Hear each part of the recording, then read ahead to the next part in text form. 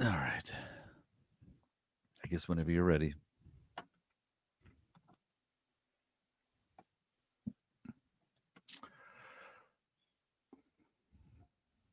So close. So close. On this week's sode, Randy Pitchford says something stupid again. Embracer Group throws in the towel, and we do a rundown of Schedule 1. Nope. Why did I say and? That's not how you list things. There's usually 3 things, but this has 4 things. Ugh. You really got hooked onto that 3 things. On this week's sode, Randy Pitchford says something stupid again. Embracer Group throws in the towel. We do a rundown of Schedule 1, and then we read off a listener top 10. Is it yours? Stay tuned to find out. You just logged into the 3-Bit Gamer Show. Welcome to the 3-Bit Gamer Show. I'm JD. This is Peterson. And I can't believe Pitchford said something stupid. That's crazy. I know everyone's just like on the edge of their seat. Like, he did? He's usually such a reserved, calm, well-spoken individual. Brilliant, honestly. Really good at articulating his ideas. Just like us. Are we the Randy Pitchford of gaming podcasts? I mean, it's good. It's good to be the something of something. Let's just say that.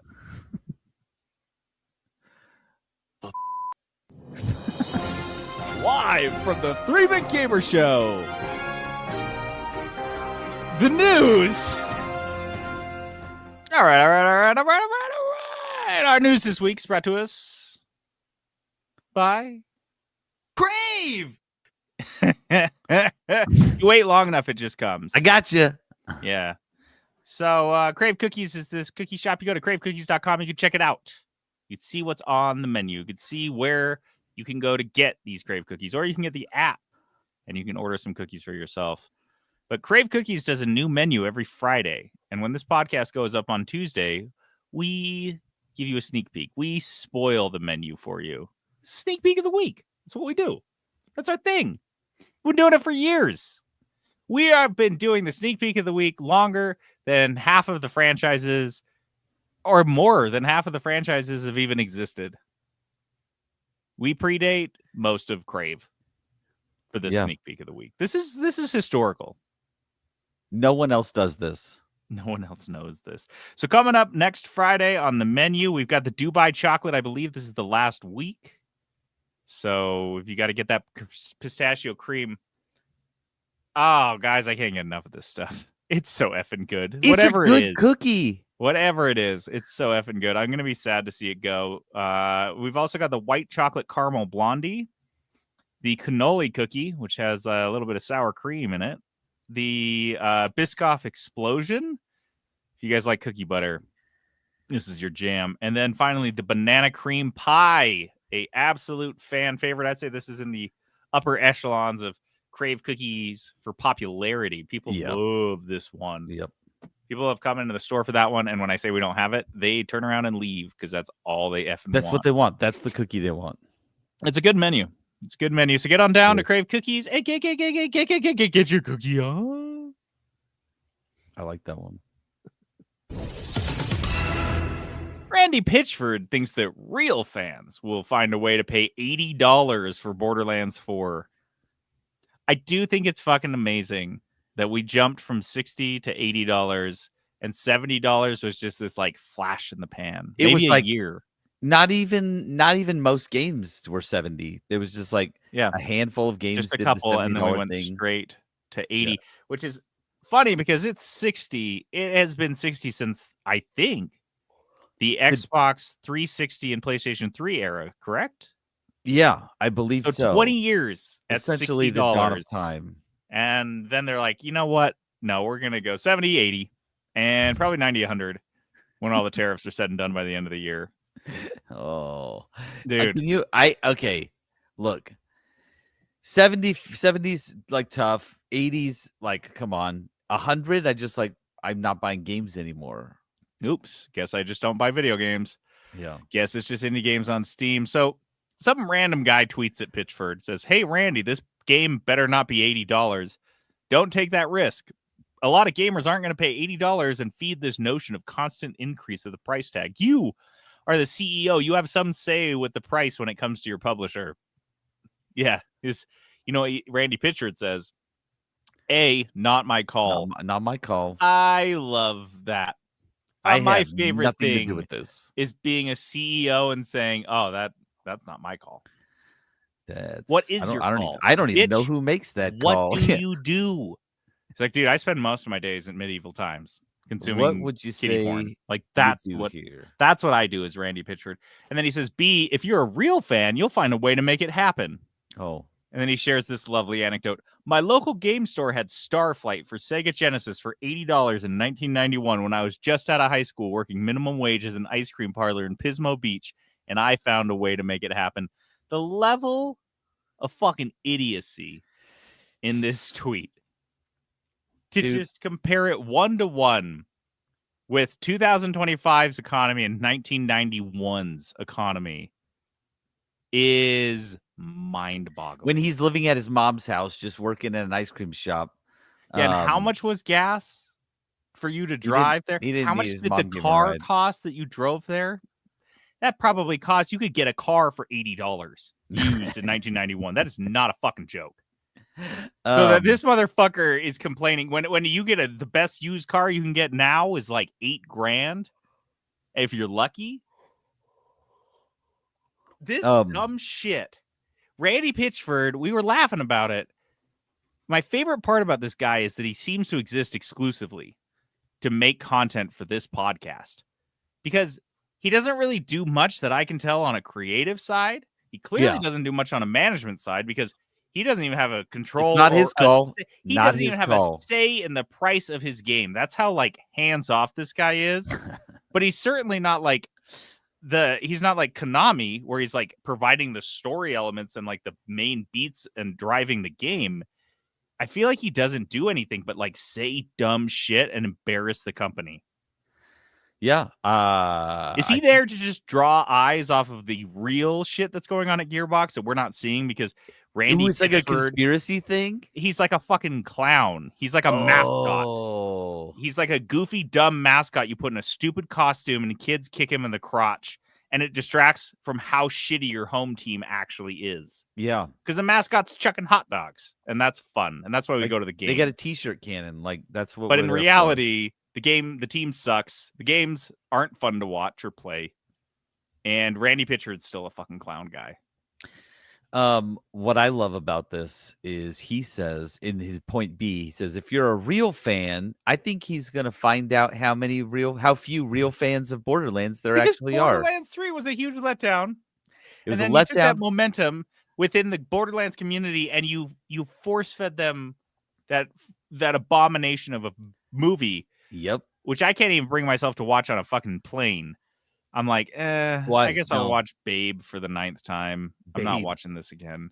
Oh my gosh. I watched James Cromwell do a jig 1,000 times before I'll watch fucking Borderlands. That's what I'm telling you. Like, what is he? Does he think there's just like rabid fans out there still? That was Borderlands 2. That was a while ago. Yeah. Borderlands did have a rabid fan base. And I think that, that's a great point. I don't think he knows. I think he's about to find out. I think he's about to find out how few fans there are. Amazing. Fortnite is in legal trouble after adding an AI Darth Vader. AI just runs around talking about white genocide. That's anything that's AI. That's like where we're gonna end up with any. That's where it ends every That's just time. like the end game for them. This is SAG-AFTRA, the big, actors and media union. Filed an unfair labor practice charge with the NLRB against Epic Games because there was an AI voice that was designed to mimic James Earl Jones, which apparently he and his estate were like, yeah, that's fine. You want to keep making Star Wars shit, and that's one of your guys. I guess you can keep doing that. Which I guess I kind of agree with the union, with SAG at this point, because I'm like, dude, kind of a dickhead move for James Earl Jones not to be like, no, find another voice actor and pay them to sound like me. The idea is like, nah, I just do it a robot. Just I do don't fucking care. robot That's James Earl cheaper. Jones. Robot can do me. That's fine. Here's my whole question is, well, did it have to be Darth Vader? They could have just done like any random character. They could have made their own character and just like had a guy. Honestly, you don't even need that many voice lines to get AI to mimic your voice. Like you could pay a guy $1,000 to come in and record for an hour, and you'd like get it. Like you get it. I imagine there are at least 100 voice actors in SAG-AFTRA who could do a decent Darth Vader voice, which is kind of the whole point here. Yeah, like it just seems so needless. It's a cheap move, right? I get it. Like if James Earl Jones was like, yeah, sure, you guys can use it. So they're using it, but at the same time, like here's the problem with video game companies. They never make like the ethical choice. It's like, dude, seriously, just pay a guy a couple $1,000s to come do James Earl Jones for an hour. That's all you need. And like you have no legal troubles, you got no issues. Like Not just gonna happen. have a guy come do it. No. How dare you even consider something like that? Like the money we're talking about to pay somebody to do this is an completely inconsequential amount for this company. It's $1 billion game, not company, game. They make billions of dollars and they can't pay a fucking voice actor. It's not even a drop in the bucket. It doesn't even register as part of the bucket. Like this is nothing. So also, I didn't know this, but SAG-AFTRA voice actors are currently on strike against a bunch of game studios, including EA and Activision. And they have been since 2024. I don't know how we missed that. How did we miss that? Yeah, because they're not saying anything because they're on strike, so we don't know anything. I think if you're on strike, you should talk about it. But these guys are doing the opposite. They're like, we're voice actors. We're not going to use our voice. We're just going to be quiet. And then there were, of course, apparently you can just get the AI to say things. Okay, this is my favorite. Did you have any of these? Did you save any of these clips? I didn't save any of the clips, but so what this is? I'm talking about Hawk Tua. Darth Vader is an NPC that you'll fight, and once you've beat him, he joins your party as like just an NPC. He's following you around, but he will respond to your voice chat. He'll say stuff, and so of course, immediately, this is like a TTP situation. Mm-hmm. People are trying to get AI Darth Vader, to just say the most random off the rails stuff that they can get him to say, and they do. They're very successful. My kids have done it. They were dying laughing because they started getting him to say "skibbity toilet" and stuff like that. And he'll do that. Immediately, they started getting Darth Vader to like drop the F-bomb and things like that. And so they, patching swear words out. He's not allowed to talk about V-Bucks, that sort of thing. But of course, everyone's going to find the workaround. And so there's a bunch of clips you can find them online of Darth Vader just like first like roasting people in the party, but like just saying the most off the wall stuff. Yeah, like JD said, talking about Hawk Tua and things like that. That's my favorite. This is my favorite use of AI in a video game so far. And it just says like nonsense. The idea of just turning loose, you're like, this has the character's voice, it's representing him in our medium, and we're just gonna let it say whatever the AI thinks is appropriate. That's why I'm like, why did they use Darth Vader? They could have just made a character. They have Fortnite characters that are like, dude, this is specifically Fortnite. This is fucking crazy. Just have Jonesy say something. Anyway, I love this. I can't wait to just like hear more about. I want to hear Darth Vader saying just the most horrible stuff that people can get him to say. And you're Fortnite not alone. Deserves it. You are not alone. Lego has shut down an 8-year effort for a fan-made Bionicle game. This one made me sad. This was an open-world, third-person Bionicle game. It was made by a group of fans known as Team Kanohi. It's called Masks of Power. It was going to be released for free and include disclaimers that made it clear that this was a fan project. Like, hey, this isn't a Lego thing. They spent a decade working on it, and this is a statement from the team. We've been transparent about the hardships our team has faced over the past year as we've worked to release the first look at Bionicle Masks of Power. the Free the Band demo. After many years of hard work, our team was in the final stages of bug fixing and polishing for the demo's release. We had planned to shadow drop the demo on August 10th, 2025. But Lego lawyers said, nah, we don't like that. That's not great. And you know what?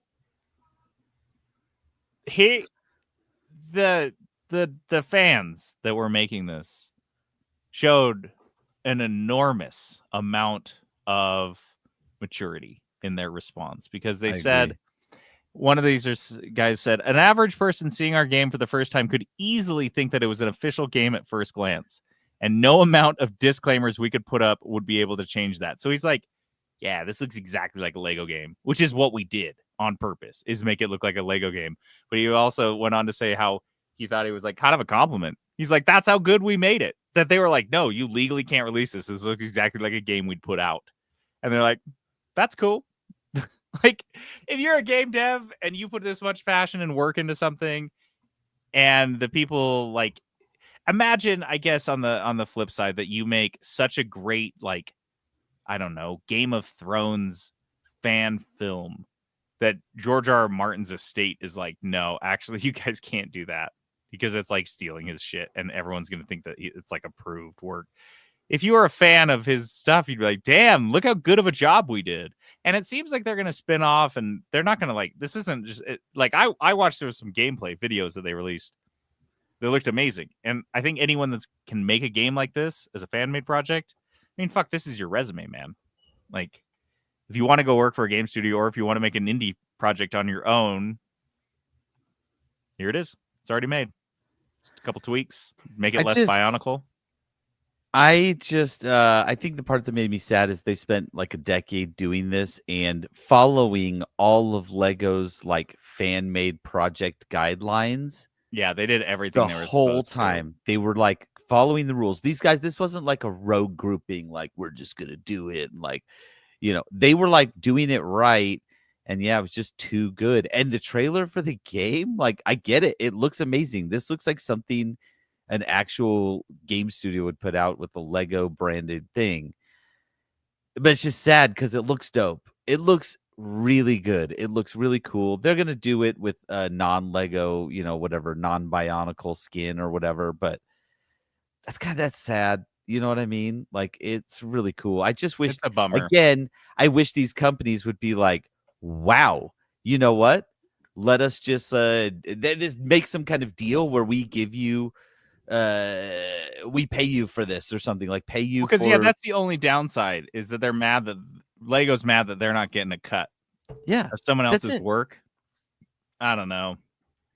Like, Lego, again, drop in the bucket. Lego could drop these guys a small amount of inconsequential for Lego amount of money to just be like, hey, can we slap our name on this? We'll say you guys did it. It's a fan made thing, but like, this looks so great. Let's put our name on to this. You know what I mean? Yeah. But there's no way a company would do that because it wasn't their idea. This isn't their thing. This isn't. And so they're like, oh, we discontinued Bionicle. It doesn't matter. This cost them nothing to make. Right. So yeah, throw these guys $20,000. But Lego's lawyers need to justify their crazy salaries. So that's what I'm saying. I feel like the easy good decision is out there, and companies continuously refuse to make that choice. Yeah. Lawyers sometimes really piss me off. Yeah. Embracer Group is spinning off Coffee Stain at the end of the year and then self-immolating. This has been documenting this. Basically, the whole life of this podcast has been one of the most fascinating experiences from a business perspective that I've ever had. The idea that these guys came out with a shit ton of money, this group, and just started snatching up game studios, large and small, with the idea of making this mega studio, and they mismanaged literally every single studio and game that was in their purview, to the point that they had to sell many of them off, close others, and now they're just making a group out of the only ones that are still successful, and then just shutting down and being done with it is and it's just over the course of like 5 years, is fascinating to me. And they haven't once, to my knowledge, admitted any fault that they've done anything wrong. They never do. Are you This kidding is so me? crazy. So Coffee Stain Group, these are the guys. If you guys played Valheim, this is one of their titles. There's a number of other games, and they will consist of 250 people, and they will, let's see, it'll be Coffee Stain, Ghost Ship, and Tuxedo Labs. A couple of studios from Amplifier Game Invest. They're all based in Scandinavia, and they think so. I was confused. Do you know like why a company might spin a company off? Like I didn't really understand the concept of it or how it works. Because I was like, why would you, if you had a part of your company, why would you get rid of it essentially? What would be the possible motivation? And it was kind of interesting to me. The idea is that if you do the math and you find out that spinning off a company from the shareholders' perspective, so if I own 100 shares in Embracer Group, and you tell me that you will spin off Coffee Stain from Embracer Group and give me an equal number of shares in Coffee Stain, that the sum total will be worth more. The idea that they spin off Coffee Stain and now Embracer and Coffee Stain are worth more than if Embracer was by itself, that's why you spin something off. It's crazy to me. It's still a strange thing conceptually that you're essentially admitting that you have so mismanaged this part of your company that it would be better off without you involved. Seems to me like a indictment of the corporate structure of America in general. Like it defies logic. Like the logical person would be look at this and be like, this changes nothing. Right. Whereas the like, corporate no, we are accountants so are like, no. Trust me, this is value added. Better without us. That's literally what they're admitting here. They're like, nah, just make your own company. You'll do better without us. So the shares of Coffee Stain Group will be distributed to the shareholders at Embracer, and it will be listed on the NASDAQ First North Premier Growth Market in Stockholm. This is a quote. We're really proud of everything we built as part of Embracer. Are you? Are you? I never find myself proud of my like brazen public failures, but you guys, be proud of whatever. And we're grateful for the support and trust we've received over the years. Now, as we take the step to become a separately listed company, it feels both exciting and honestly a little bit scary, but in a good way. Okay, good. Leave. Get fucked. What are you doing? Fuck off. Shut up. Just shut up. I wish someone would just tell these assholes to shut up. Just say we're proud of everything we built as part of Embracer.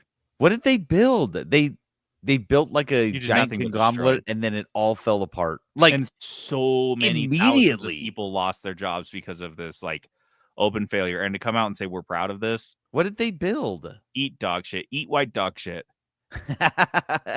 eat dog crap from the 1990s, early 1990s. With bone meal on it. So Embracer is going to also die. After this spinoff is completed and Coffee Stain takes whatever is good left of Embracer, like not unlike the Terminator and Terminator 2, is just going to slowly let itself melt in lava. So they will be renamed Fellowship Entertainment. Previous working name was Middle Earth and Friends. Both of those seem like jokes. Like they don't respect the things that they're referencing. It's like, haha, Fellowship Entertainment. Again, eat white dog shit. So Fellowship Entertainment will have 6,000 employees, and they will the group will be the steward of commercial rights to J.R.R. Tolkien's work. Also, intellectual properties: Kingdom Come, Deliverance, Metro, Dead Island, Killing Floor, Darksiders, Remnant, Tomb Raider, and 300 other gaming IPs that Embracer snatched up that they think they can make money off of. But basically, they need 6,000 people to try to milk Lord of the Rings to death. Yeah. That's what they exist to do now. That's what they're going to be doing now. Just look, guys, just do me a favor. Give me like one great Lord of the Rings game. Give me one great Lord of the Rings thing. Movie, game, TV show. Just fucking anything good would be nice, because it's been the last time was like 2004. Actually, I one was just want Shadow one of thing. War, because that was actually sick as fuck. I That know, was the dude. last good thing. It's very good. Very good. That's all we got. Mm.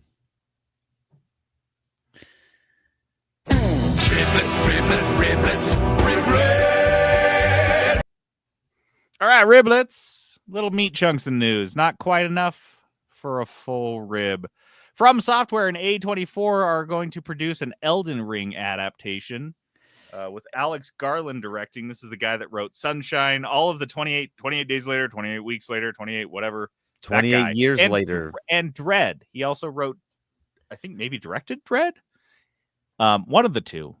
Guy's he's no slouch. Yeah. And he's going to be working George R.R. Martin, who did world building for Elden Ring. He's going to be producing, anything but finishing his books, right?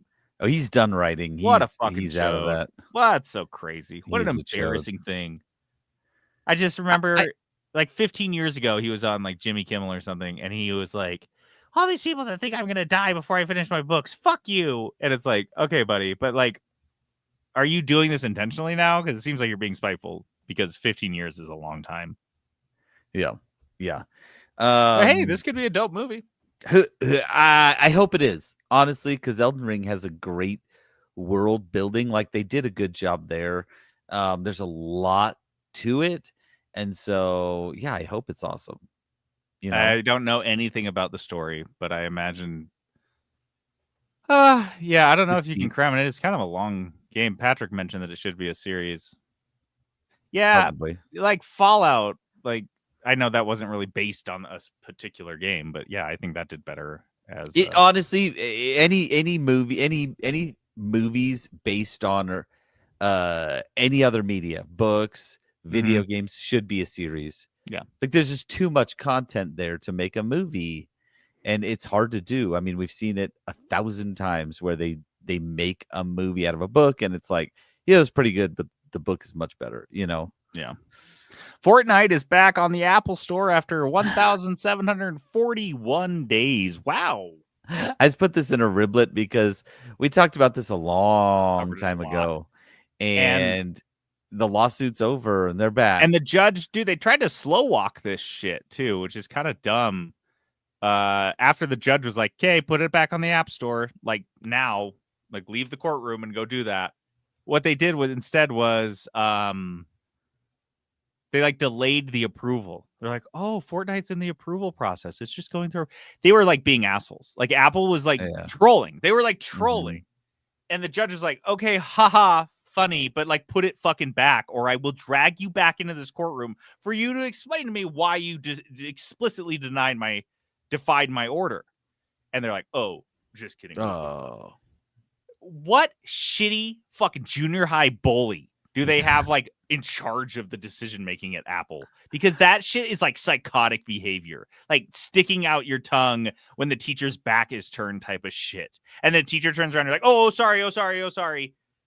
But you're like fucking adults. You're like grown ass fucking adults. No, like this was their professional advice. Like one of the biggest companies in the world. And like, that's bullshit you're doing.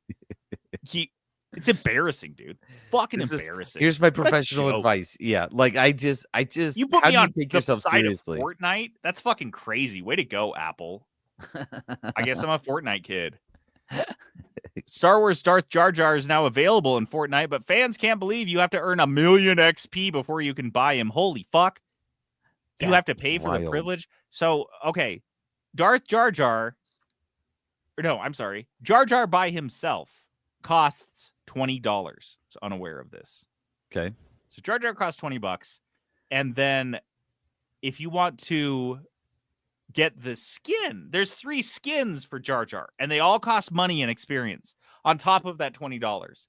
So you spend $20 for Jar Jar, and then if you want Darth Jar Jar, you have to spend 1.28 million XP. Is that a lot? Seems like a lot. I mean, it seems like it's in the millions, yeah. Darth Jar Jar will still cost you 1,500 V-Bucks, which is like $13.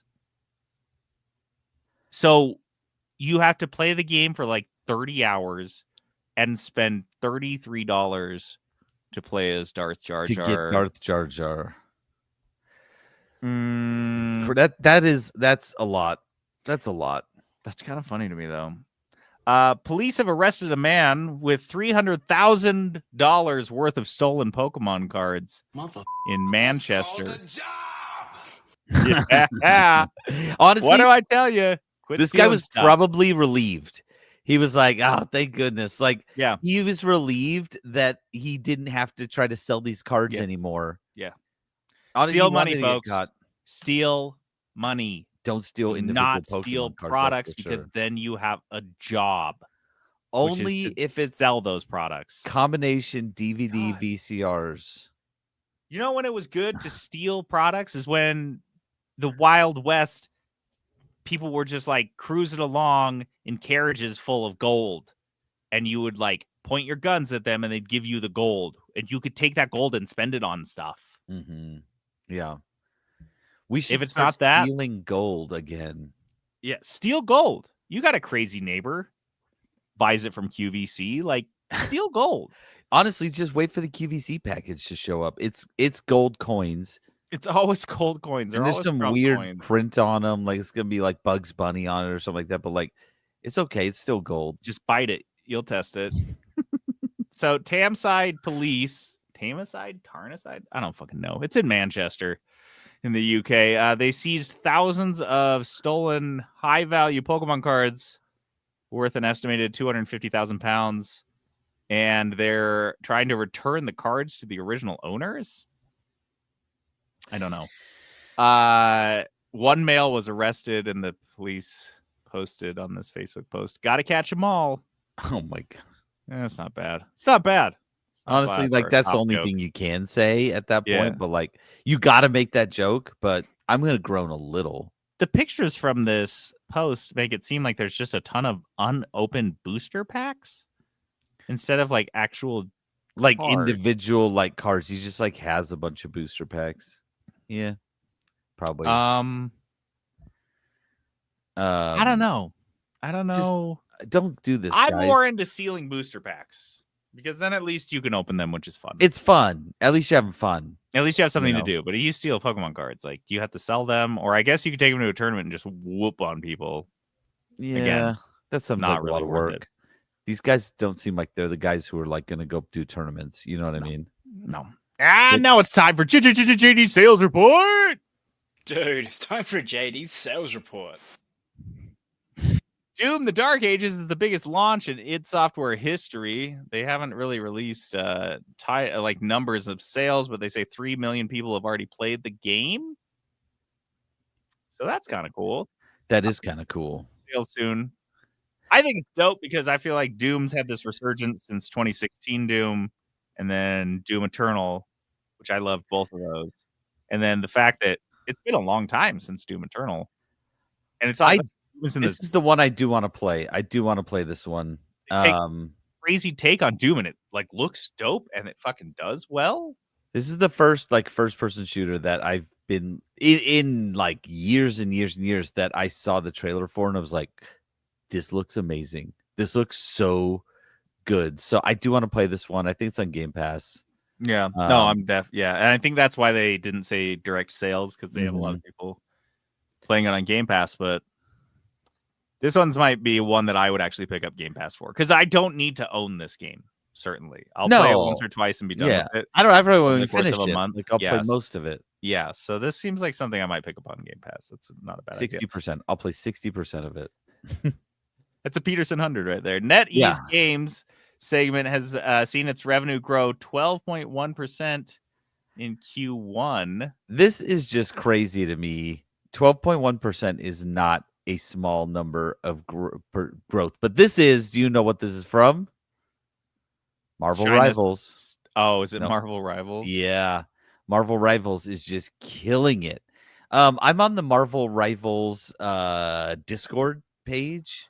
Yeah, Discord channel, and they regularly, in fact I had to mute it because they post like their updates, like here's what's coming up, here's what we're doing, and all this stuff pretty regularly. Like the devs are super active. That's what I'll say about them. So this game's crushing it still. Like, good for them. Like I guess I just at this point feel good whenever anyone makes a good game, because we get so many disappointments and like stinkers and things like that, and like You make a good game. I don't even care who you are at this point. Like, good job. Like, well done. When we roast studios and we have these studios that are like the enemies of the podcast, it's not like they're out there making great games, but doing shitty things behind the scenes that make us mad. They're doing all these shitty things behind the scenes, and that results in shitty games. Yeah, and they're We're not making horrible rooting games for failures. We want good games. Like, doesn't matter what it is or who's making it. We want good games. So it's nice when somebody, despite all of the crap going on in the industry, manages to make a good game. To do something right. That means, in my eyes, that means there is somebody out there in the development process of this game that actually cares about the game That's and so not fucking just the bleak. bottom line. Like, they care. They want this game to be great. And honestly, like, I don't even have bad things to say about this game. Like, the lore is good. Like, everything's good, and they throw so much in there. It's like, I can tell somebody cares. And that's like, yeah, like you said, that is bleak. Yeah. To feel like, yay, somebody cares about It's a the sign thing that there's they're a good doing. game, and that's a sign that this whole industry hasn't been completely suffocated by the weighted blanket that is capitalism. There's like some shreds of creativity and hard It still work exists. that still like managed to like just shine through this just thick cloud that's hanging over the whole industry basically. And these little tiny glimmers of hope get through now instead of everything used to be fucking dope. And if it wasn't, there was always like 15 games behind it that were dope. But now it's Yeah. like 5 games come out a year, and one of them might be okay. If you're not looking at indies, it's fucking crazy.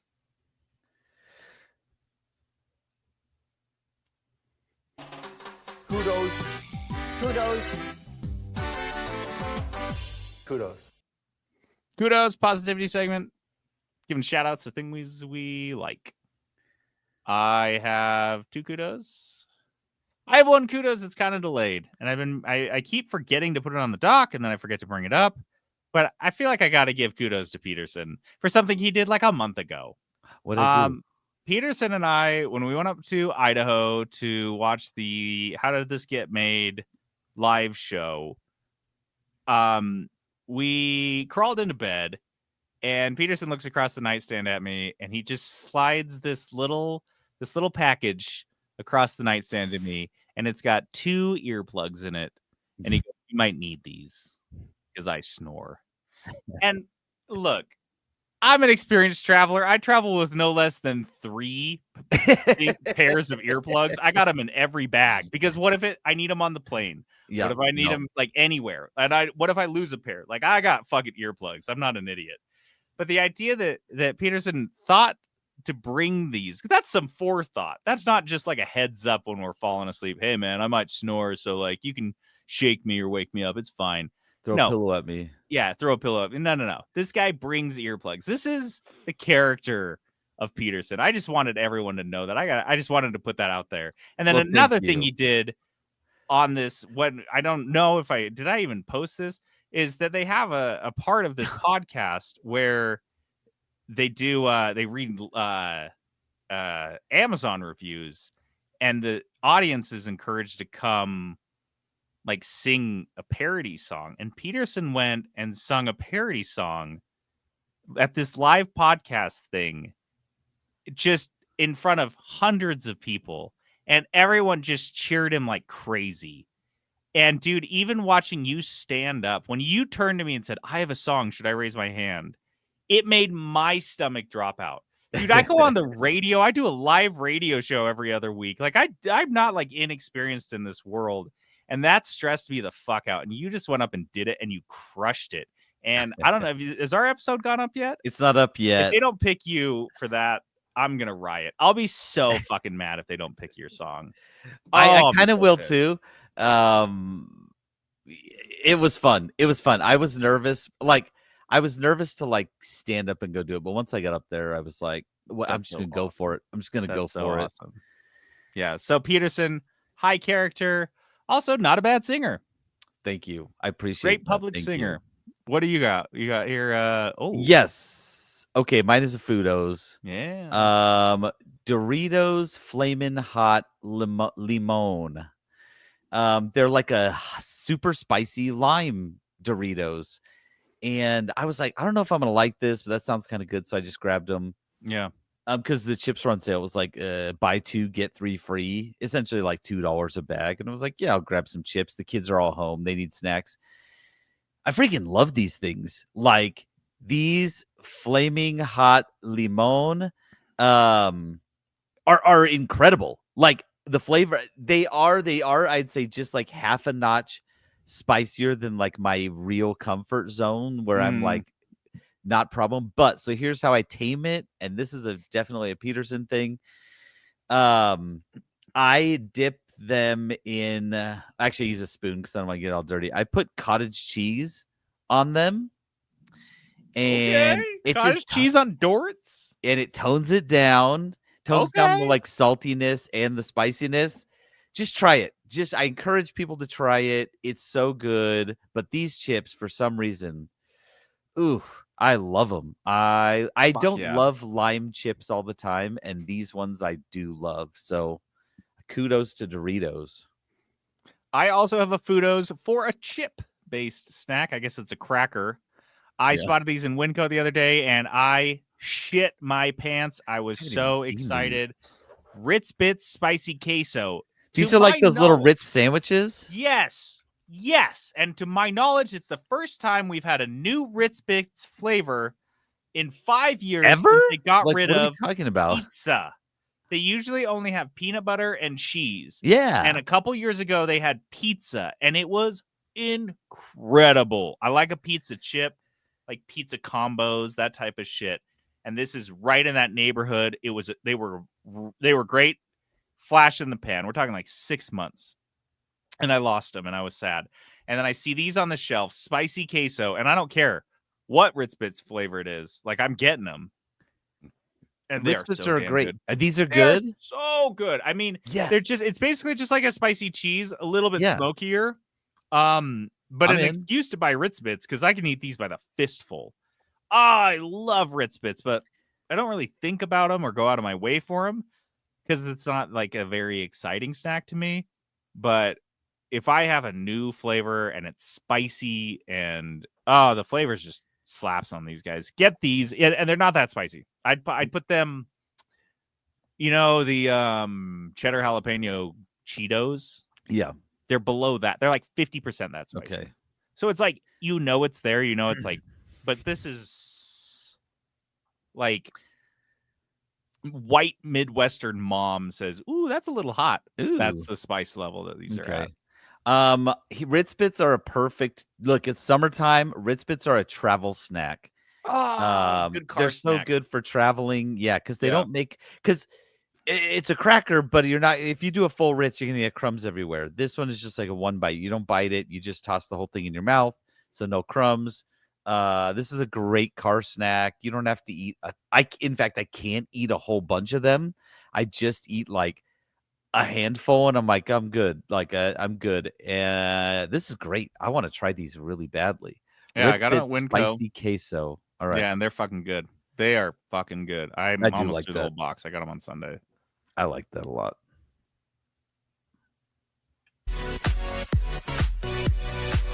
Top 10. Take it from the top. Top 10. Don't stop. Guys, you thought we were done with top 10s. We're not going to be done with top 10s for like 2 months. By the time we finish all the listener top 10s, we will finally have a new series to do. We'll finally finish the next one. Now, you guys got any suggestions, let us know. We've really loved doing this shit. We love the idea of having kind of a dedicated thing for all of our guest hosts to come on and comment on. It was really fun. So yeah, I loved it. Let me know. I also had a crazy idea I was going to pitch to you, Peterson, is that we do some form of game with everyone's top 10s where it's like you pick a random number. We like roll a dice to pick whose top 10s we do, 2 different top 10s, and you roll a dice, a 10-sided, to see which 2 games on each of theirs, and then we have to combine those 2 games into one game. Make it into one game. Make it into one game. Yeah, I got make the games fight. Yeah. Oh, yeah. No, I got ideas for days on this shit. This is good content. So we've got a listener top 10. We're going to do these pretty quickly. We'll just do probably one or two an episode. This week's we're going to do Ian, who wrote wrote us an email, and he said, here's my top 10 for video games in no real order, except maybe the number 1 games. And he's also cheating a little bit by putting several games together. But this is my list, so deal with it. Oh, Mad all right. respect, We'll deal Ian. with it. I like Hey, that. If we talk a little bit of trash, then you're gonna have to deal with that, Ian, because you This can't is our just podcast, cheat. so We just deal with it. We cheat too. Even though he said that these aren't in any real order, I'm still going to start from his bottom at the top 10 or at the number 10. He's got Earth Siege 2. You heard I of don't this? even know what that is. Says it's similar to Mech Warrior, which is also good. It's I a think mech I know what game. this is. Earth Hold on. Siege I'm gonna 2. look it up real quick. 2. Looks like it came out in 1996. Oh, this does look. Oh my god, it's a first-person mech game with like terrain and stuff. In 1996, dude, this looks fucking sick. I feel like I know what this is, but It's like Mech War. It's like Yeah. like the other. It's like the Sonic to Mech Warriors Mario is what it feels like. Yeah. This is the one he got into. Yeah, because everyone gets into one. His mom was like, "We've got Mech Warrior at home," and it was Earth Siege 2. And it was Earth Siege 2. Number 9, he's got Halo 1 through 3. Dope. Halo. Can't go wrong if you include them all. Okay, so you're really okay. And it goes on because number 8 is Knights of the Old Republic 1 and 2. Nope. You got to pick one. 1 and 2. He's just like, man, he's not lying. He cheated. He's also got Neverwinter Nights 1 and 2. Don't do it. Here's the thing. The games are similar, but like you got to pick one. That's like me saying I like Fallout.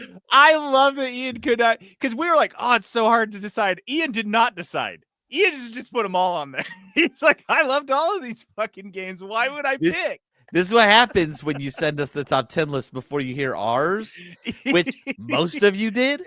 And so Star Wars Dark Forces games, Dark Forces, Jedi Knight Mysteries. What are you? Jedi Outcast, Jedi Academy. That's his number 4. Like your number 4 is like He's also got Hogwarts Legacy on here, only because there isn't a Hogwarts Legacy 2 yet. He's like Hogwarts Legacy, and I will include the Quidditch game into that just because it was kind of like a side game. God. Command and Conquer Renegade. This is just Command and Conquer Renegade. This is a first-person shooter that was set in the Command and Conquer universe. That's kind of cool. Hold on. Yeah, I gotta look that shit up. Command and Conquer Renegade. Mm-hmm. I feel like this game was. Oh man! Oh no, this has killer badass. Reviews. It was like, oh, this looks 9 out of 10 stars. Dude, I loved this trend that was in this time period, the early 2000s, of switching RTSs and first-person shooters, but in the same universe. I love that shit. This game looks sick. I'm watching the gameplay, and he's driving a tank right now, and it looks like good-ass tank gameplay. It's funny. It looks like it would just be like any first-person shooter at the time, but they're like, we're going to throw Command and Conquer into it, and okay, all of the eat it up. Brothers from Nintendo 64 through the Switch. Wait, what was that? Smash Brothers game. Like just all of them. Well, it says from N64 through the Switch. Is that all of them? Was there Smash Brothers on the Super Nintendo? I don't know, but if there was, he probably he would have included it. Pokemon Blue and Gold. Okay, I get that's fine. That's fine. If Gold he was like out. Pokemon All, he says Gold wins out when looking back, but played Blue first. Team that beat Elite. Huh? Did you play those? I played both of those. Here's his team that he beat the Elite Four with. Typhlosion, Red Gyarados, Snorlax, and Pidgeot. You only had 4? I mean, that's a good 4. That's enough. You got enough. Wait, And then finally... what's your take on those games? Blue and Gold, were they like top tier? Well, he's got 2 series because Blue is Blue and Red, and then Gold is from Gold and Silver. Yeah. That's generation 1 and 2. I liked Gold and Silver, but Crystal was the one. So there was like Pokemon Blue and Red, and then Yellow came out like a little bit later, and it had some improvements, but it was the same game. Okay. And that was the same deal with Crystal, is they had Gold and Silver that came out, and then Crystal came out a little later, but it was the same game, but it was just had more stuff. So I played Crystal and really loved it. But yeah, no, there's not the first 2 generations of Pokemon. Like, we're never going to get games that good ever again. Yeah. That just every part of it was so amazing. So that's a fantastic pick. And then finally, his number 1, of course, is 2 games. Age of Empires 2 and 3. He says he had 2 and 3. At least he didn't just say all of them. Many, many hours in his house spent doing LAN parties with his best friend. LAN, Age of Empires, back in the day. Nailed it, Ian. There's nothing better than that. And I also kind of agree with this. I struggled when I was looking at Age of Empires 2 versus Age of Empires 3. It's so hard for me to say because I played 2 so much of my childhood, probably like 8 years. And then 3 came out a long time later, and it just felt like kind of a mature evolution of 2, right when I was kind of growing up as a gamer and expanding, and it introduced a lot of new elements that made your individual games, even if you were playing just like single player exhibition games, mean something. Like you were building your home city, and then you got like stronger as you were playing just single player by yourself, whatever random game types you wanted. And that was so fucking cool. So Age of Empires 2 and 3 as a number 1, I can't knock that. That's a fantastic. I like this list. That's his I would 1. All of these games, if I wouldn't have a bad time with any of these games. Any of them. They all look so dope. I'm looking. I've played a lot of these, like Halo, KOTOR, NeverWinter Nights, Star Wars Dark Forces, Hogwarts Legacy, Smash Bros, Age of Empires. So I've played most of these. Yeah. Yeah, it's interesting to just kind of get a sense of like what type of gamer. And those Jedi games, I was laughing so hard I didn't really stop. But those are all so fantastic. Jedi Outcast, Jedi Academy So good. are 2 of the best Star Wars games ever fucking made. Ever. Hands down. Like, they're like, okay, what do gamers want in a Star Wars game? They're like, they want to do lightsabers. And they're like, cool, we got lightsabers. They're like, well, they also kind of like the guns, like the Wookiee bowcaster and the pistol. They're like, no, shut up. We'll put them all in there. They'll have every gun that's ever been in any Star Wars game ever. And they'll have lightsabers. And they can throw their lightsabers like a gun. Like, they can do whatever they fucking want. They can do everything. They're like, he's like a Sith, or he's like a Jedi, but he can also shoot guns. He does everything. And that's what those games are like. Just shameless. Because, Jedi, whatever these new ones they've got, it's so like straightforward, straight-laced. He is like a lightsaber guy, but this one's like, doesn't fucking matter. It's a Star Wars games. You can just be Star Wars. Be Star Wars. Look, you're out there being Star Wars. Look at me. I'm Star Wars. Hey, look at me. I'm bringing my Star Wars around. Yeah, this is you. You just felt like you were a kid playing Star Wars with your buddies. So fantastic picks. All of these games, Ian, just top notch. I loved your top 20. Just great stuff here. I will say one of the things, your top 20, nice. It took me a second, but I was like, there. Is he not gonna fucking acknowledge that? We did 10, and then we did some like honorable mentions. He was just like, Ian's nah, dude. Nah. He said, it's my list. Deal with it. We are dealing with it, and honestly, I'm not doing a great job of dealing with this. I'm gonna have to spend some time unpacking this later in therapy. Of this top 10, 1, 2, 3, 4, 5, 6, 7 games are more than one game. Yep. Fucking awesome. All right, we'll have another one. We'll have another one next week. I hope they're all that good. I really do. That's so funny. Rundown.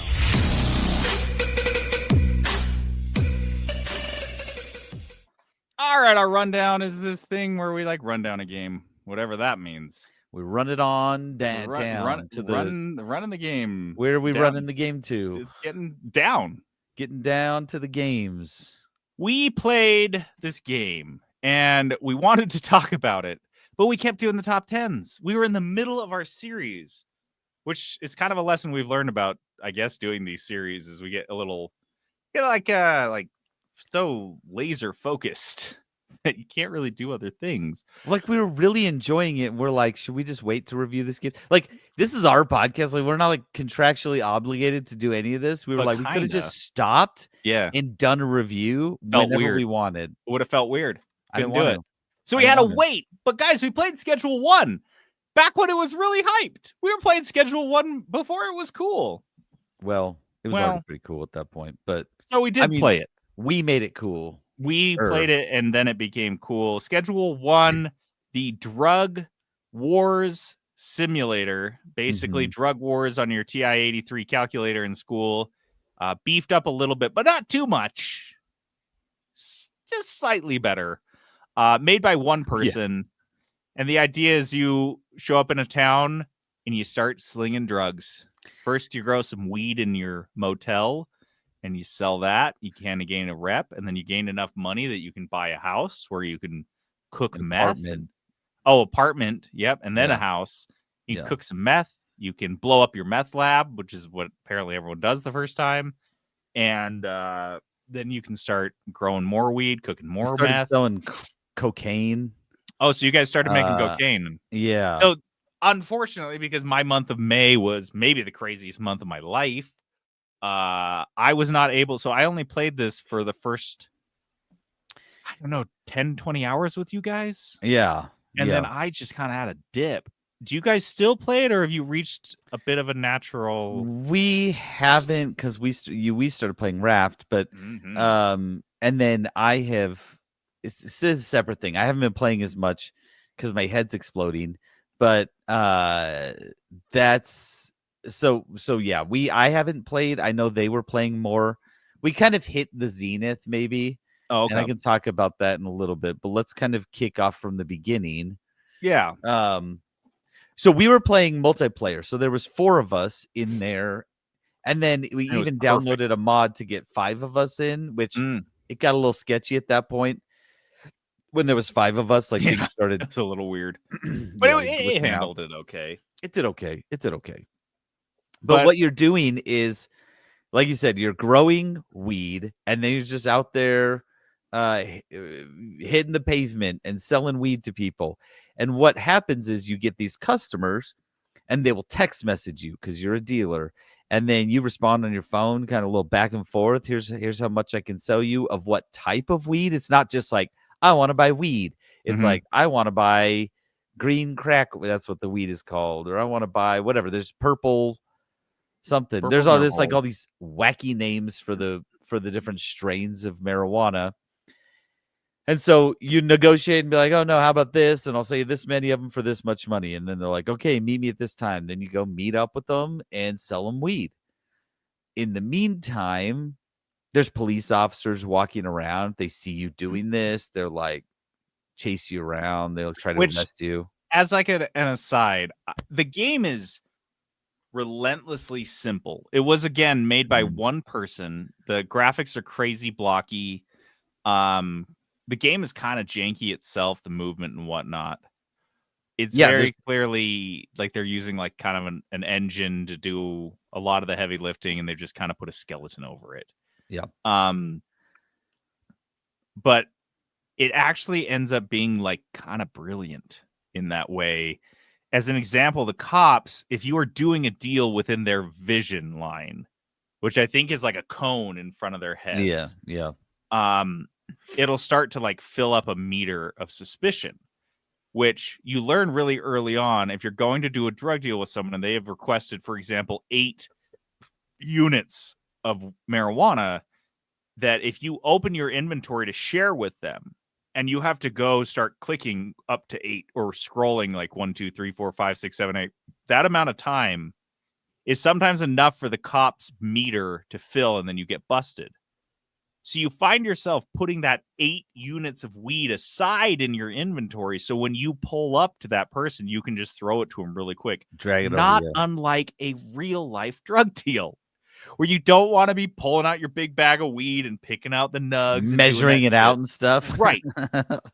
And so I don't know if that was like a happy accident, like a Bob Ross style, like, ooh, that's nice that worked out, or if it was intentional. But either way, the execution of it is perfection, because you really are feeling antsy, like not unlike doing a drug deal in public, which I may or may not have been part of, but you're like kind of like anxious. What? And then you just like have to keep moving on. And then you can like run from the cops and stuff like that. I don't know. There's cops. so many things like that in this game that just come across because of the simplicity of it that I just adored. It's a tiny little town where does it expand? Like, I don't think the bigger? town gets bigger, but you unlock customers in the different sections of town as you go. And every time you like unlock a new section, that's when you're like, oh, now you can do meth. Now you can do crack. And now you can do whatever. I don't know what all the drugs were. Heroin. I don't know.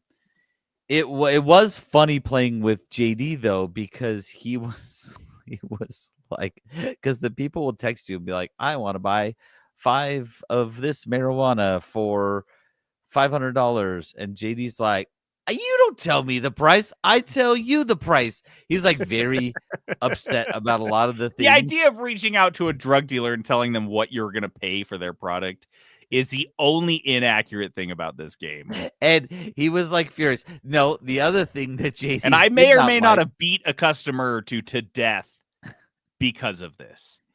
Look, you've entered my world now, bitch. You showed up in my text messages. You don't tell me what you're going to pay. I tell you what you're going to pay. I tell you. The other piece, though, that you did not love was because someone would text you and be like, hey, can I get this much weed? And you'd be like, no, but I'll sell you this much meth. And they were like, okay.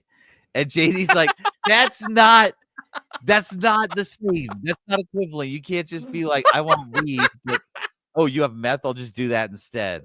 You want something to like help you relax and sleep? How about something to ruin your fucking life? And JD was like, this in no world is this happening. And no, this town is so bored. They're like, dude, literally any drug. No, I will say it's accurate in like fucking Alaska. Like Alaska's where you're like, yeah, no, I don't fucking care. It's dark for 30 straight days. I will take literally any drug you've got. What drugs do you have? What Honestly, don't even tell me. My brain chemistry right now. I have a grab bag of pills, mixed pills. Do you want to I got grab some a purples. handful? I got some yellows. I think there might even be 1 or 2 greens in there. You want those? It is funny because everyone in this town, except for the cops, is high all the time. Like, you sell them weed and they immediately smoke it, like in the middle of the street. Same with meth. They just do it right there. Everyone in this town is high. Like, they all run around with bloodshot eyes all the time. Like, this town is honestly in a rough spot. It looks great for the amount of drugs being done in the streets. Dude, that reminds me. And you can do the drugs yourself, which reminds me of maybe one of my favorite moments in multiplayer gaming over the last couple years that I've had. And I could not stop fucking laughing. But I came back to... So Peterson and I were playing with the Lee Bros, who we play with, that crew. And they were, for some reason, without any spoken like assignments, Peterson and I ended up moving drugs, and these guys ended up producing the drugs. So we had 2 people making drugs and growing things, and 2 of us were just on dealer duty, running around with skateboards, just skating around town selling drugs. Wanted to do, and it just worked out so perfectly. And that was like the 2 and 2 setup wasn't, because if it had been like 3 of us wanted to scoot around and 1 person was making all the drugs, it might have been a little harder for them to keep up. But 2 people, it was perfect. But and it kind of ended up being like Peterson and I were spending most, even though we were all on the same Discord channel, Peterson and I were talking to each other most, and these guys were kind of talking to themselves. We were like essentially in 2 little cliques.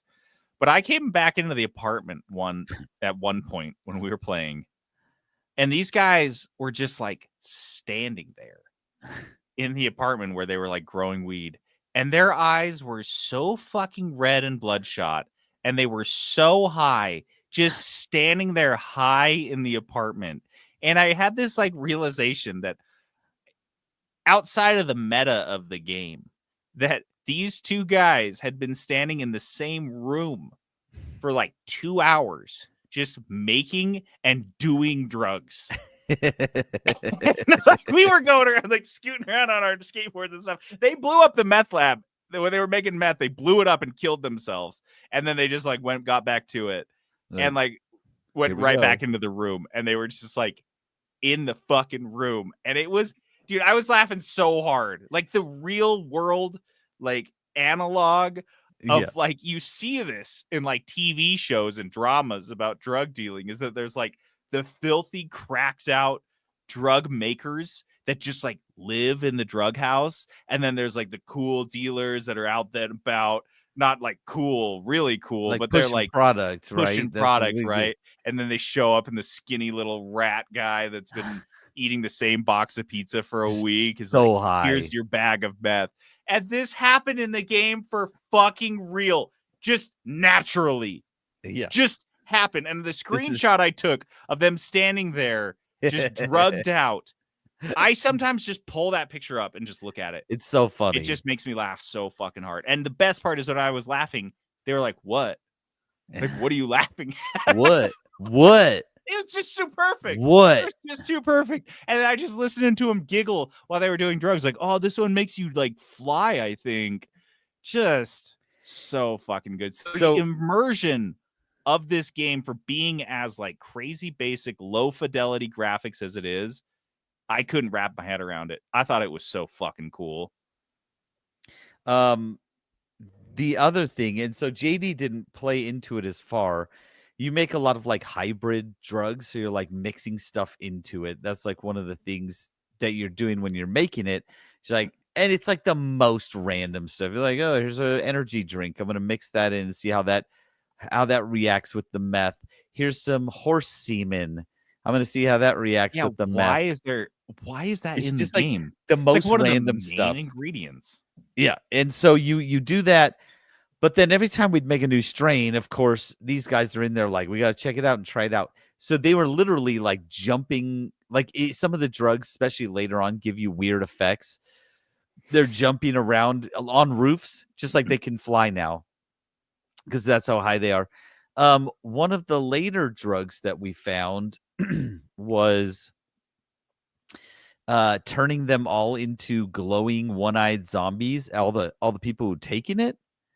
So like, you missed this, JD, but like, you would just walk around the town and everyone was a bright green glowing one-eyed zombie. Having done your drugs? Yes, because they do it right when you sell it to them, and that was the only thing we were selling. They'd be like, can I have some meth? And we're like, no, we're gonna give you this cocaine. And they're like, okay. And then they turn into a zombie. You're like drug walking around dealers in a town. Stephen King book, basically.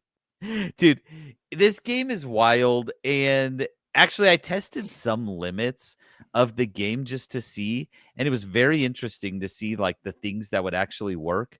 I was just collecting garbage around town and dumping it into a giant pile, and it never went away. It stayed. Like, it persisted. I was like, it's going to go away when we sleep at night. It wouldn't. It was persisted the whole time. And I would just add to this giant pile of garbage. This game, again, for one guy, is amazing. It's brilliant. There are some things that are a little annoying. And like I said, we kind of reached the zenith because you can buy businesses to launder your money because you can only deposit $10,000 per week. And once you start selling the higher quality drugs, you're hitting that limit very easily. And so you buy these businesses and you like put $2,000 into the laundering thing. Like, the first one is actually a laundromat, and you're laundering money through the laundromat. And after like a full day, it would like automatically deposit into your account. You can buy cars, which we did. You can buy, there's different buildings in each area of the town you can buy. So we just like kind of bought everything and kind of hit the peak of like everything, we were like, what else are we supposed to do? We had just so much cash. We're just running around with guns and cars and skateboards, and like we're like, what else do we need to do? And we weren't quite sure. There is a list of things that the dev wants to add, but again, just one guy, and he wants to add like the cops raiding your facility and stuff like that. And so, like, I think making he's it going a to be little able to bit add more a lot. challenging. Yeah. But for what it is, like, this game is so fun. It's so fun to just go in. It's a drug simulator game, and that's like how I would describe it, because you actually do have to spend time growing the drugs and like keeping the stocks up. You can hire a bunch of employees, which we did, and they'll keep things going, but you have to keep them stocked. And so I'm running to the general store and buying all this, stuff for the growers to sit there and be able to grow weed and do all that. And sometimes the employees are a little dumb, but yeah, so you can just you can automate it to an extent, but you can't fully automate it. But you will end up with more drugs and more money than you know what to do with. So go ahead.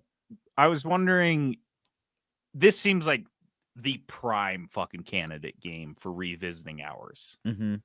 Like, absolutely, because when we get into it again, we'll hit the ground running, knowing exactly what to do, just like you do in any, like, I guess, survival type game. Yeah, what you're going to do is simulation type game. Grow some weed and then smoke it.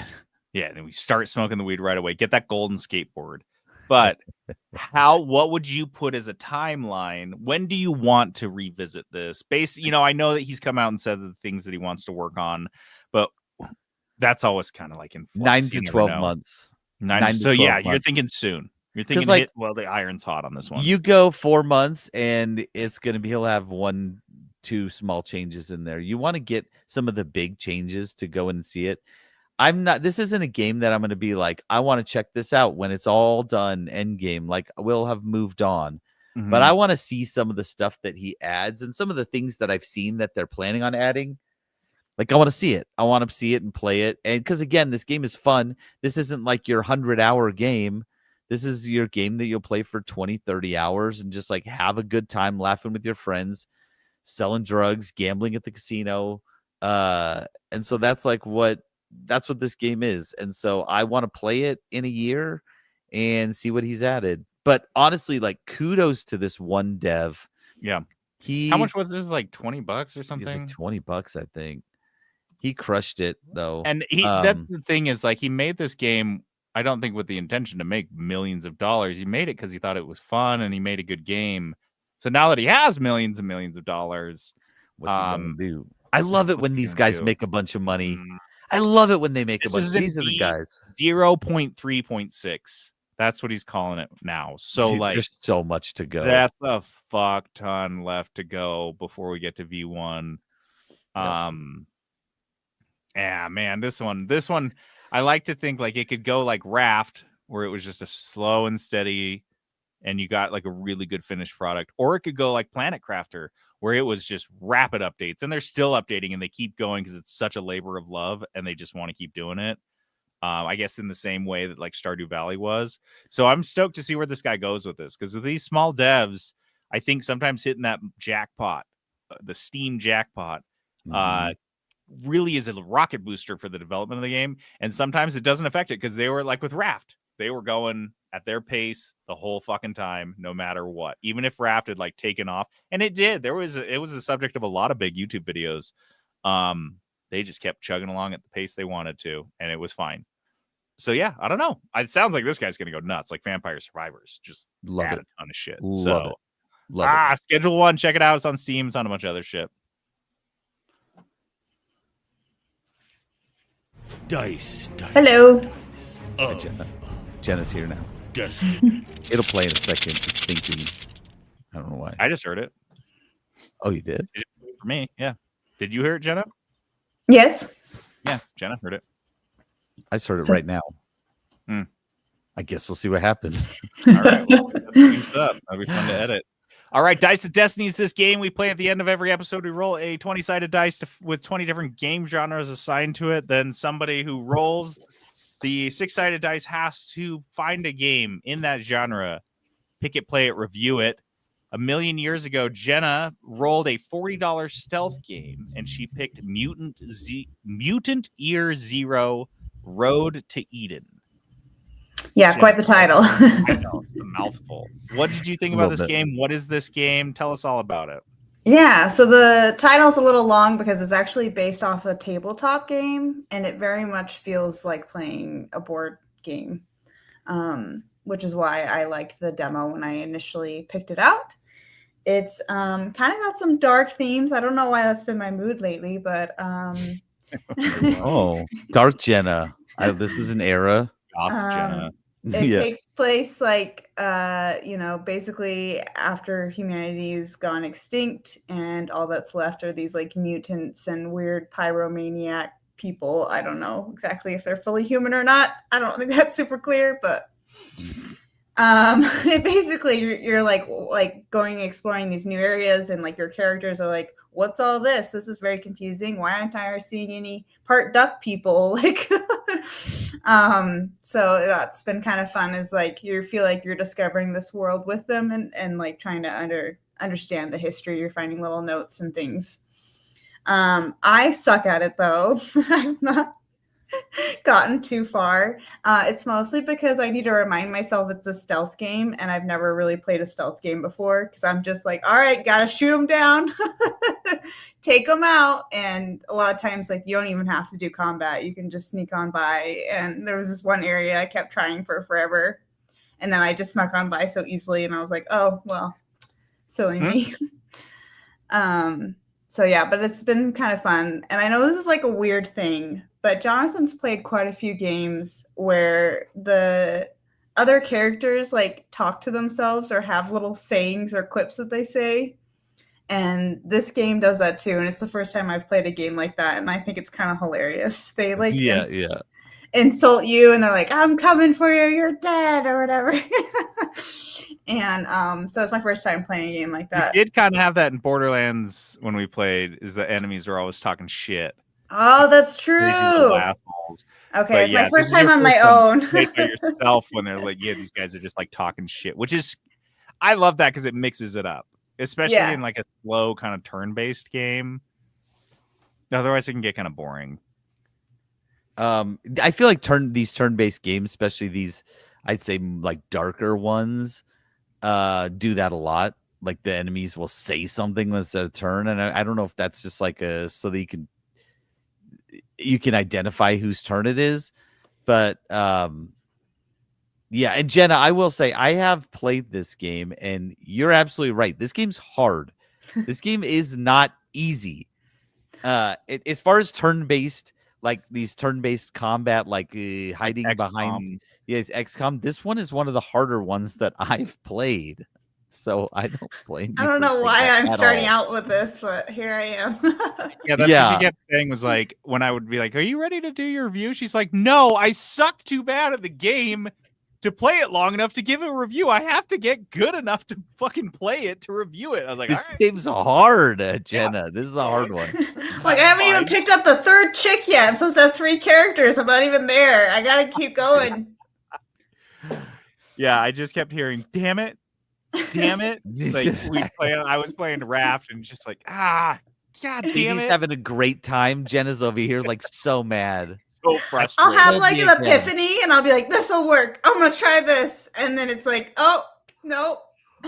That's what these games, I'd say one thing that this game doesn't do that like XCOM does, and a lot of these games do. This game doesn't start off easy. Those XCOM types of games, usually they start off really easy, so you can like really get the hang of it, and the combat and the tactics and stuff like that. This one doesn't really do that. It's just like, here we go. These guys are going to kill you right now. And you're like, all right, I'm not good at this game. Like Jenna said. Why do they always have reinforcements? So many. They just keep coming. Many. Yes. I'm like, this isn't fair. I had a plan for these 5 guys who I still don't know how I'm going to kill. And then they bring in 3 more? Yep. I feel that. That's how I felt playing like Wilderness.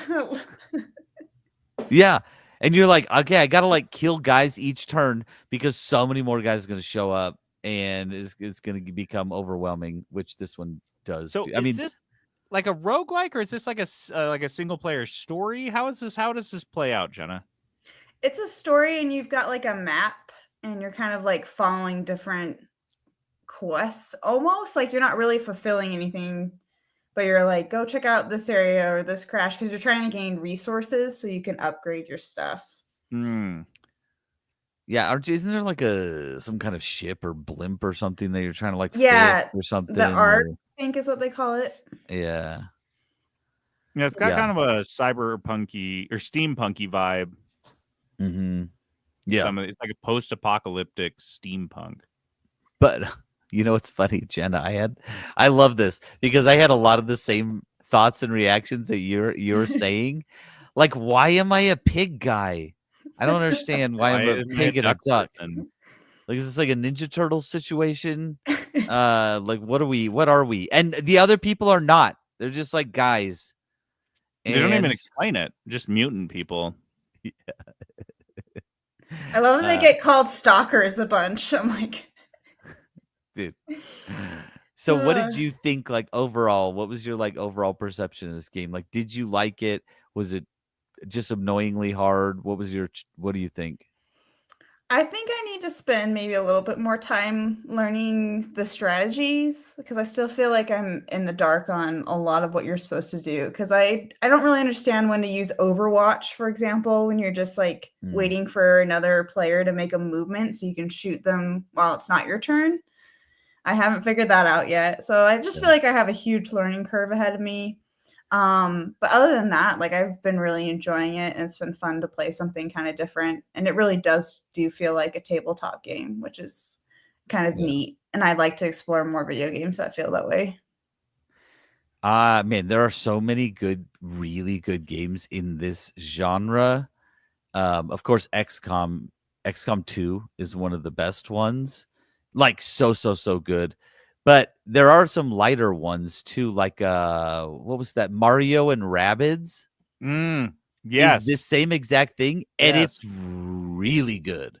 Like, I thought it was amazingly well done. The other one that I really fell in love with was a mech one. I'd have to go in and find it, but it sounds familiar. It was a mech game. It'll take me a minute, but I won't find it. But it was a mech one of these, and it was so good. Like, Aaron loves it, and I told him I was playing it, and he was like, "You're gonna freaking love it." And then I did, and it was one of my favorite ones I've ever played. So there's a lot of good games in this genre. This is a very middling one. So I mean, if you like this at all, you should check out some of these other ones, which I think you'd really, really love. So, because I love this genre. This is one of my like top 5 genres. I love them. How much did you pay for this, Jenna? And would you say it was worth it? Or do you say wait for a sale? Let me double check the price. Oh, it's $35. And I'd probably wait for a sale, but that's only because I'm used to buying indies. And I would pay 15 for this game. Yeah, 15, just because it is really challenging. Like, and that's kind of a turnoff. So like, you really got to like love this. So yeah, I would definitely wait for sale on this one. But yeah, I like that.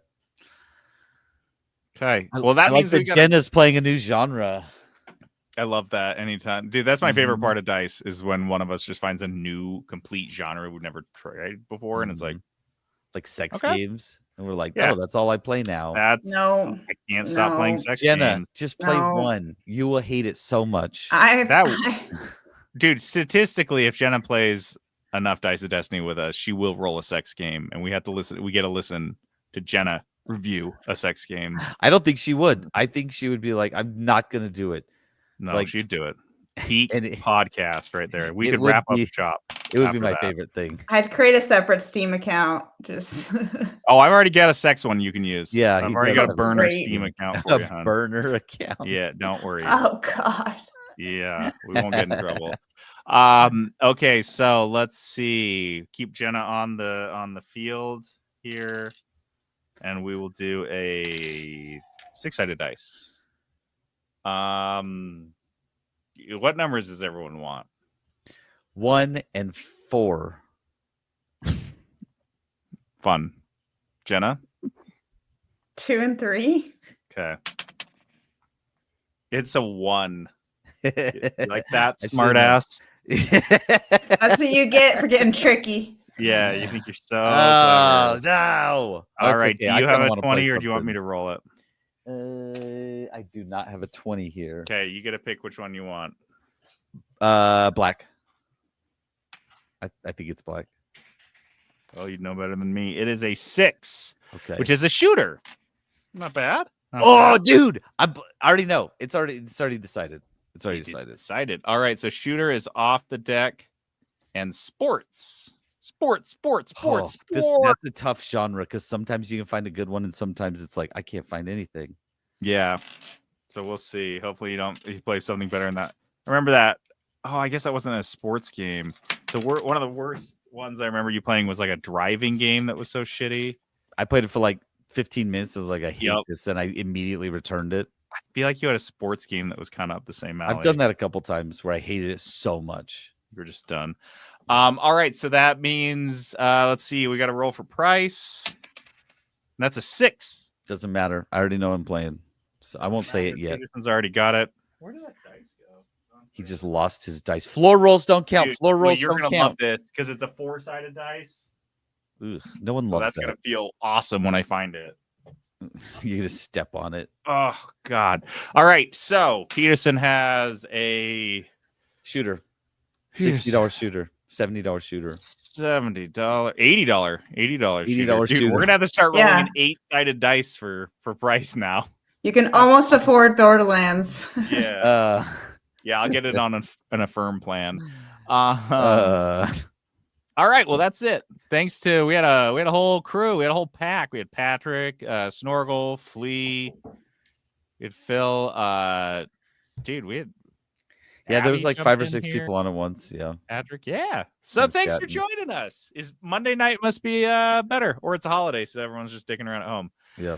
But yeah, thanks for hanging out. And to play us out, we have some more music from Schedule 1 called That Thinking Feeling. Oh, and Skylar was here too. I missed Skylar. He only wrote 1 comment, so I missed it. Sorry. All right. I'm JD logging off. This is Peterson going AFK. This is Jenna. See you later.